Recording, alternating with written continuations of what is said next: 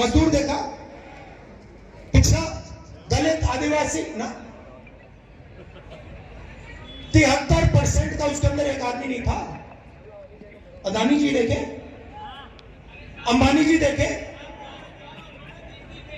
बॉलीवुड देखा हमने, पूरा का पूरा बॉलीवुड देखा उसके अंदर, बड़े बड़े क्रिकेट के खिलाड़ी देखे, गरीब एक देखा आपने, तो फिर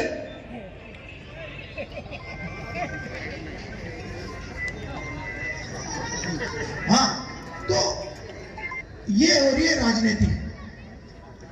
इसीलिए हमने भारत जोड़ो न्याय यात्रा शुरू की है। इसीलिए हम 4000 किलोमीटर चले। आप कहोगे भाई 4000 किलोमीटर चलने की क्या जरूरत है, हमारी बात ही नहीं रखते। कुछ भी कर लो मीडिया वाले, जो देश के मुद्दे हैं कभी रखते ही नहीं है।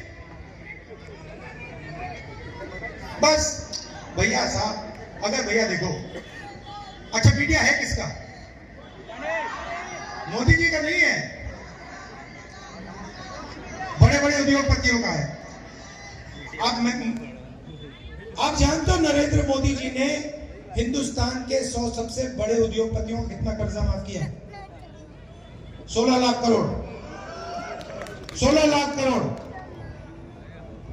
अगर भैया कांग्रेस पार्टी 50 उद्योगपतियों का 16 लाख करोड़ रुपया माफ कर देती तो 24 घंटे आपको कांग्रेस पार्टी मीडिया पे दिखती। हमारी राजनीति किसान की है, मजदूर की है, गरीबों की है, 1 मिनट नहीं दिखते हम लोग। नरेंद्र मोदी जी की राजनीति अरबपतियों की मदद करने की है, 24 घंटा दिखेंगे, उनका है वो टीवी, आपका थोड़ी है। पहले रास्ते थे, 73% के रास्ते थे। कौन से रास्ते थे? पब्लिक सेक्टर था, BHEL, HAL, ये संस्थाएं थी। किसी को दिल में देशभक्ति थी तो कहते थे भैया आप जाके सेना में जाइए, एयरफोर्स में जाइए, नेवी में जाइए, वो भी रास्ते रोक दिए। पब्लिक सेक्टर को एक के बाद एक प्राइवेटाइज कर रहे हैं। और अग्निवीर योजना तो आपने बहुत अच्छी तरह समझ ली है, देख लिया। 2 तरीके के शहीद हैं, एक रेगुलर आर्मी वाला और दूसरा अग्निवीर। दोनों एक साथ लड़ेंगे, दोनों एक साथ लड़ेंगे। एक की 6 महीने की ट्रेनिंग होगी, दूसरी साइड चाइना वाले 3-4 साल की ट्रेनिंग लेके आएंगे। हमारे अग्निवीर जाएंगे 6 महीने की ट्रेनिंग लेकर। जब वो शहीद होंगे उनको कहा जाएगा देखो तुम अग्निवीर हो, तुम्हें शहीद का दर्जा नहीं मिलेगा, तुम्हारे परिवार को पेंशन नहीं मिलेगी।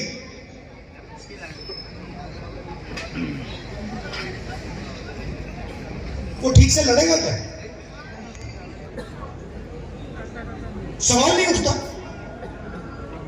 उसको मालूम है कि अगर मुझे कुछ हो गया तो सेना मेरे परिवार की रक्षा नहीं करेगी।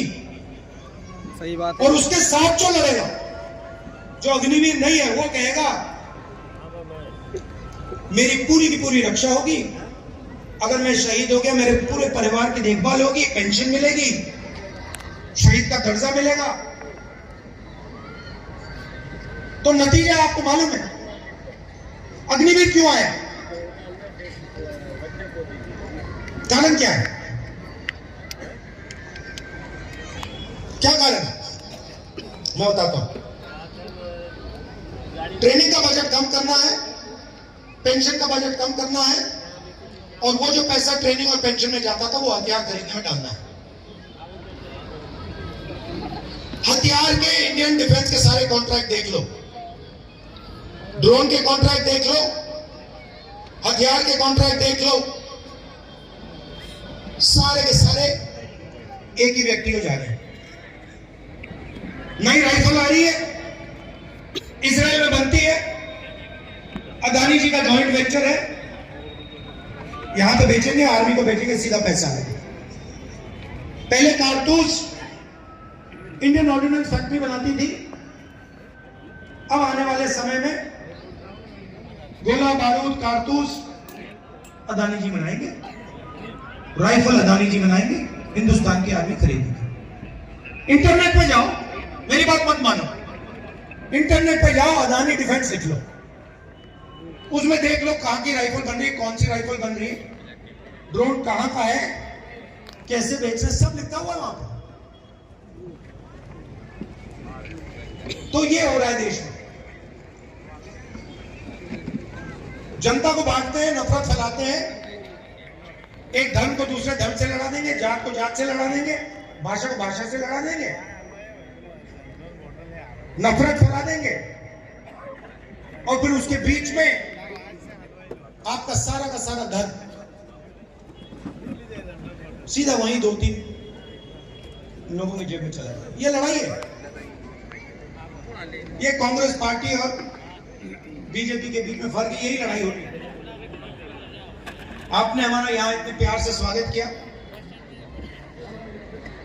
यात्रा में आपने अपनी शक्ति दी, अगले दिनों में मैं आपसे मिलूंगा, बहुत टाइम मिलेगा मिलने के लिए, सेल्फी लेने के लिए, हाथ मिलाने के लिए। राहुल गांधी आप सबका दिल से धन्यवाद करना चाहता हूं। नमस्कार, जय हिंद। बहुत धन्यवाद राहुल जी।